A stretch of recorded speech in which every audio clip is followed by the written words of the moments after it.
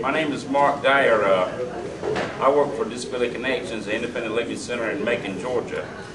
And we're here today. We brought up 5 advocates from Macon, various people that's lived with disabilities most of their life, and some of them have did some amount of those years in nursing homes. But I work on a nursing home transition team there, and I'm a peer supporter. I've got a young man here on my left, Mr. Kel Funk. He has traumatic brain injury from an accident when he was 16. And I've got Diane Scoggins here.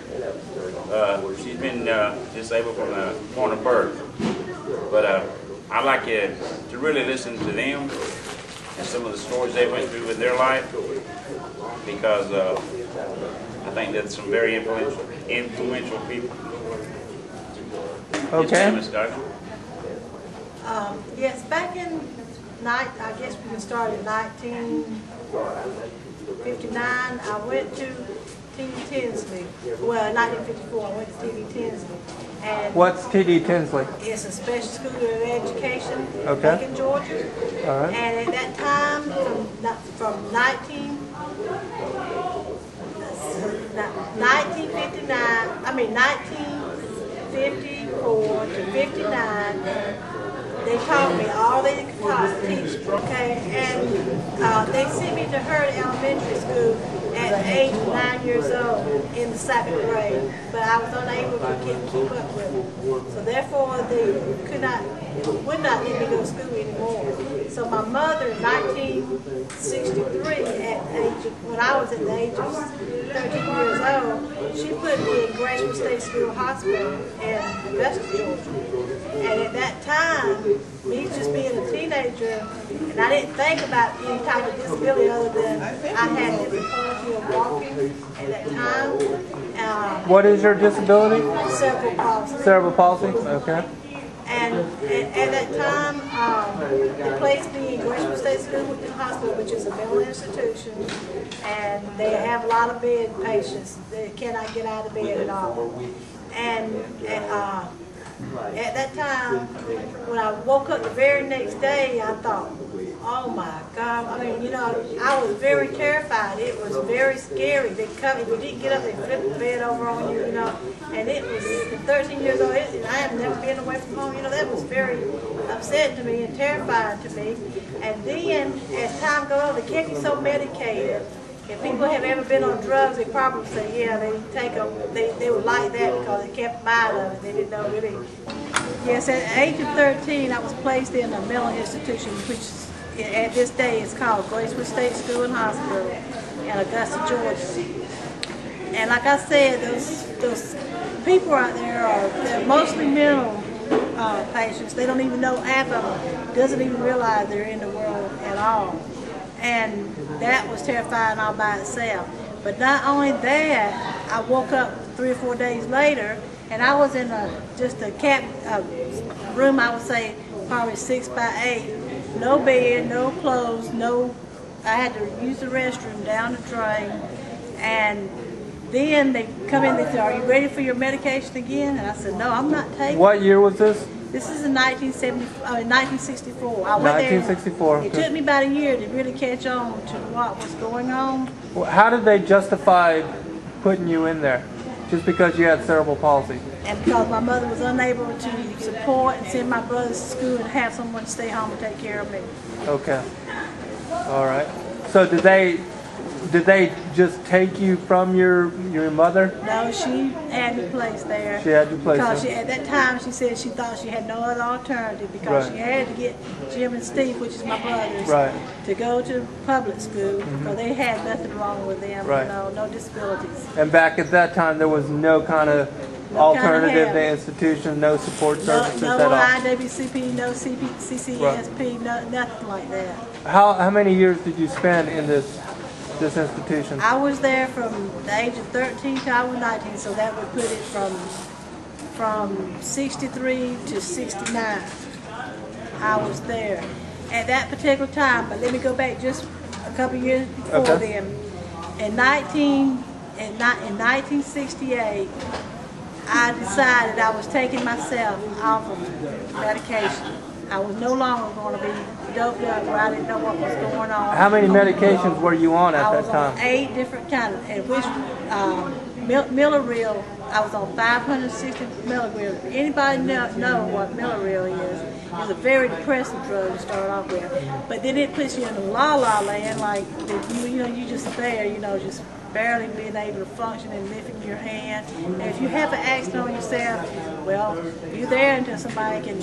And I wasn't going to live my life like that. I knew, that I had more going on besides that myself. I just had to find a way to be able to do it, So there is when the fighting started.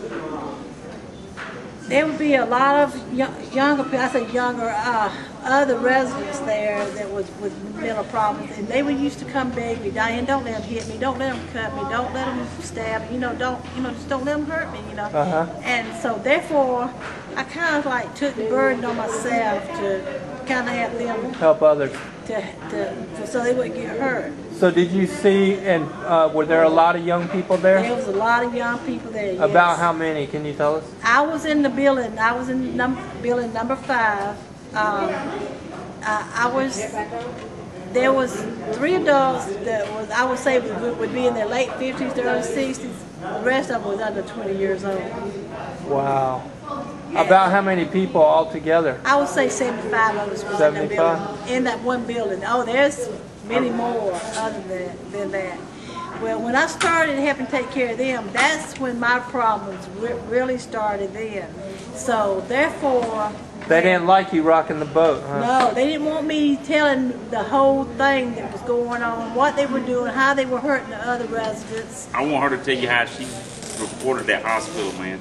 It's amazing. All right. I'm going to let me ask you this too, real quick. Do you think that they drug the people up that are in there just to keep them from doing anything? And keep them quiet. Keep them quiet, so they don't know about what they doing to the other residents. Right. Because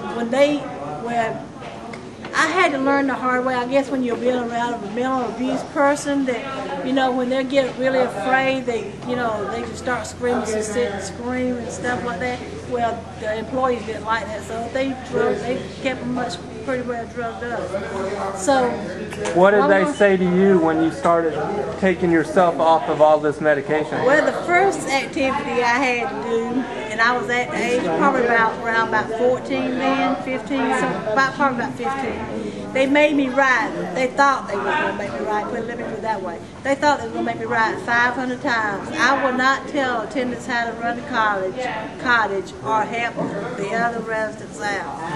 I got to think about this by the time I got to 100. I had a number as I was going. I took the piece of paper and pencil, then I said, if you want the other 375 days, not me. Well, I was carted off to what they call a locker. It's like that little building, that little room I was telling you, with a cement floor, no clothes, no nothing. And they gave me a shot. Well, when I came from that shot the very first time, she come in there and she says, "You washing your stinky AWS." And I'm not gonna say that, but that's how kind of language they used in front of us too at that time. And I said, "I know you're not talking to me." And she had it warm. She must have boiled it because the water wasn't that hot. So I said, "You must have boiled this water." And this water, she threw this rag on here and said, "Wash her nasty," And I said, by the time I said, "What are you?" And then the rag hit me. I mean, it burnt me 3rd degree. When I pulled the rag off, there was blood, there was skin, there was all kind of stuff that had burnt my chest real bad up through here. Well, if you ever hear somebody say they snapped, they probably actually really snapped, because something within me snapped. And when I snapped, I didn't think about her standing there or me sitting there with no clothes on. I just picked up the book and I slammed it up like this on.